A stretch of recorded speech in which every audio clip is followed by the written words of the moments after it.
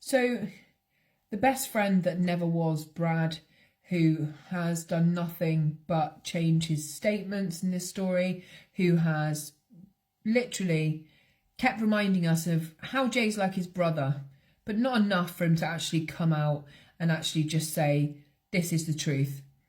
There's obviously screenshots that have been leaked today where Brad has said to someone, well, Mark Williams Thomas knows nothing. He come out here for 3 days and now he's buggered off. Trying to cover for the fact that Mark was made to believe by this group of friends that Jay actually, in that last phone call to speaking to them, that he actually left that B&B quite scared.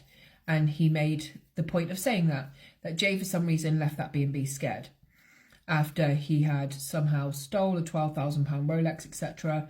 Now we know in the interview just 2 days before, Brad was laughing with Isla and saying, Jay was laughing and joking that morning. I had no reason to be worried. You know, he was in a jovial mood kind of thing.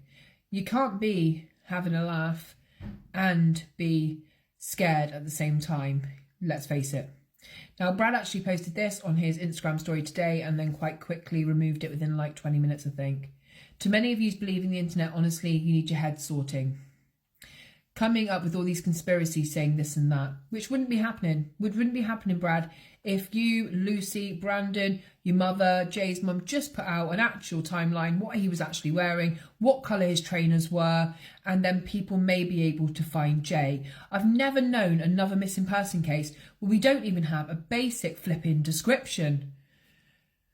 Saying, well, I've only just spoke out now and whatever else. You think I would have been questioned by police already? We don't doubt that you've been questioned by police. We know publicly, though, you're telling very different stories. Either say nothing or just say the truth.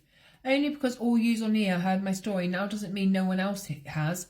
If it was up to me, I wouldn't have even jumped on the news, but Jay's mum asked me herself, so I did it for Jay and her. So you think it's the first time I spoke, you're all idiots. You're an idiot if you think people aren't noticing the actual changes in your statements. It's very different, it's opposing views for someone to be both terrified and be laughing their head off and having a joke. It's also very different that Jay's outside the nightclub and you're telling him not to get in the car, and he's saying, no, I'm going to party, and you're on the phone to him like his nan saying, make sure you keep in contact, make sure you get a taxi, make sure you let us know your location. Like you're a 19-year-old boy off your head. Are you really doing those things? And then also think I'm involved in it. It's all beyond me. We've been mates for years. Came on our first holiday together and unfortunately this has happened. We ain't drug mules or whatever, and if you're saying so people need to know the facts before talking shit on the internet, hope it clears them up, thumbs up. Not really, because Jay's still not back and you've still got the information that could help bring him back. And whether that information is just what happened that night, or whether it's just a simple timeline of where you know him to last be, that information and all of the work being done behind the scenes amongst a group of people out in Tenerife who have some of those answers, that is why Jay is not home right now. And that is the sad, sad truth of it, that from the very beginning, Mark Williams Thomas, the Spanish police, Isla, down the rapids, all of these people can only help so much when not one of them knows the fucking truth.